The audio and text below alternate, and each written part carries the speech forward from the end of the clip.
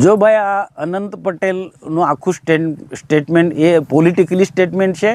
આ પ્રશ્નને આનાથી તો ગૂંચવાના એ પ્રયત્નો કરે છે. ખરેખર તો ગૂંચવાયેલો પ્રશ્ન છે, તો એને બધાએ સાથે મળીને આપણે ઉકેલવો જોઈએ. આમાં હું તો આ જ્યારથી આ લોકોને સમર્થન કર્યું છે, સાગબારા તાલુકાના ખેડૂતોને મેં જ્યારથી સમર્થન કર્યું છે, નાલ ખોપી ગામના આ વિસ્તારના ખેડૂતોને, ત્યારે મેં રાજકારણ વચ્ચે લાવ્યો જ નથી. એ અનંત પટેલ હોય કે તુષારભાઈને મારી નમ્ર વિનંતી છે કે મારી સરકાર હોવા છતાં પણ આ આદિવાસી ખેડૂતોના હું પડખે છું. અને આ પૂરતો જ નથી દાખલો, મારા બીજા પણ ભૂતકાળના દાખલા જોજો કે રિઝર્વ ફોરેસ્ટ સેન્ચ્યુરીના રોડ રસ્તા નહોતા બનતા તે વખતે પણ મેં ગુજરાત સરકારની સામે ભાજપની સરકાર ત્યારે મેં ધરણા કર્યા હતા કણજી વાંદરીમાં, ને ઇકો સેન્સિટિવ ઝોનમાં મેં સંસદ સભ્ય તરીકે રાજીનામું આપી દીધું હતું. આ અનંત પટેલ સમજી લે ભાઈ, ઇકો સેન્સિટિવ ઝોનના મુદ્દે મેં સંસદ સભ્યમાંથી રાજીનામું આપી દીધું. સંસદ સભ્ય મારા માટે ગૌણ છે. મારી સરકાર હોવા છતાં પણ સાગબારા તાલુકાના ખેડૂતોના હું પડખે છું, અને જેટલી પણ મારી ક્ષમતા છે, મારી સમજ શક્તિ છે, એ રીતના સરકારને હું અપીલ કરવાનું છે. અને અનંત પટેલ રાજીનામે આપવાથી પ્રશ્ન સોલ્વ થઈ જવાનો હોય તો ચાલો હું રાજીનામું આપી દઉં.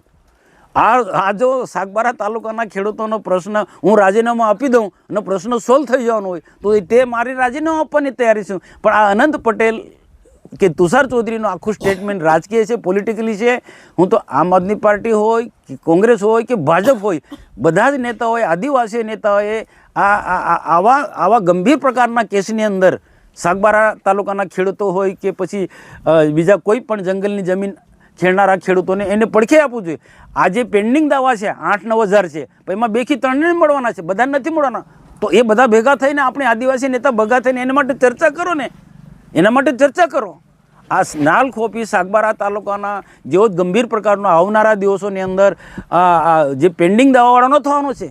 આ સ્થિતિ પેન્ડિંગ દાવાળાની જ મેં અગાઉથી હું કહું છું કે બધાને પેન્ડિંગ દાવાળાને બધાને જમીન નથી મળવાની. એ 2-3 હજાર લોકોને જ મળવાનું, તો બાકીના લોકો ક્યાં જશે? તો આપણે આને બધાને જ ખબર છે. હું તો કહું આ બધા જ ગુજરાતના મોટા નેતાઓ, એમાં ભાજપવાળા હોય, કોંગ્રેસવાળા હોય કે આમ આદમી પાર્ટીના, આ બધા જ લોકોને ખબર છે કે આવનારા દિવસોમાં પણ કોઈને કોઈ આને બોલતું નથી.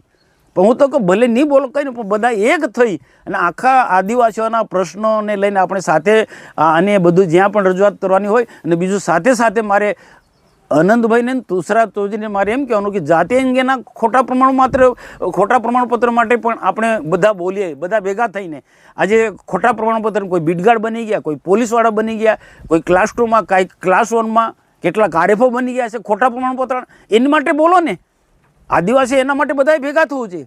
આદિવાસી જંગલનો જમીન પ્રશ્ન હોય, નાલ ખોપી સાગબારાના લોકો હોય કે પછી ગુજરાતના જાતિ અંગેના ખોટા પ્રમાણપત્ર લઈને આપણે બધાએ એક થવું જોઈએ. ટીકા ટિપ્પણી આપણે કોઈને ના કરીએ. આદિવાસી ગુજરાતમાં એક હશે, દેશના આદિવાસી એક હશે તો આદિવાસીના પ્રશ્નો સોલ્વ થવાના છે.